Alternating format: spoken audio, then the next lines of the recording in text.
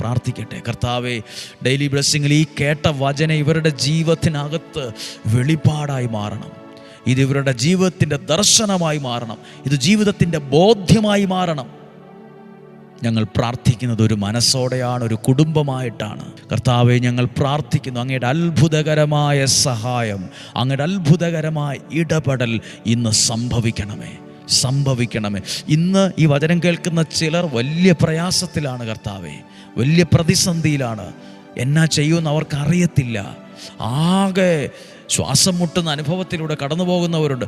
മരണത്തിൻ്റെ തൊട്ട് മുമ്പിൽ നിൽക്കുന്നവരുണ്ട്.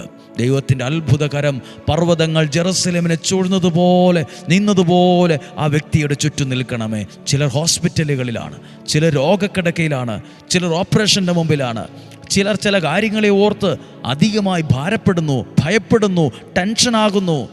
കർത്താവെ, പർവ്വതങ്ങൾ ജെറുസലേമിനെ ചുറ്റി നിന്നതുപോലെ അങ്ങയുടെ സാന്നിധ്യം, അങ്ങയുടെ ദൂതന്മാർ ആ വ്യക്തിയെ, ആ കുടുംബത്തെ ആ ഭയത്തിൽ നിന്ന് സംരക്ഷിക്കണമേ, ചുറ്റും നിൽക്കണമേ.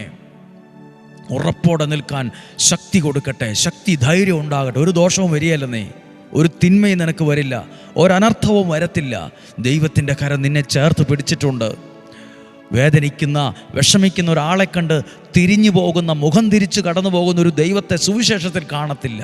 ഉടനെ അവന്, ആ വീണ് കിടക്കുന്നവന്, മുറിവേറ്റവന് മരുന്നായി ചെല്ലുന്ന, എഴുന്നേൽപ്പിക്കുന്ന, വച്ചു കെട്ടുന്ന, എണ്ണയും വീഞ്ഞും പകരുന്ന ഒരു നല്ല ദൈവത്തെയാണ് കാണുന്നത്.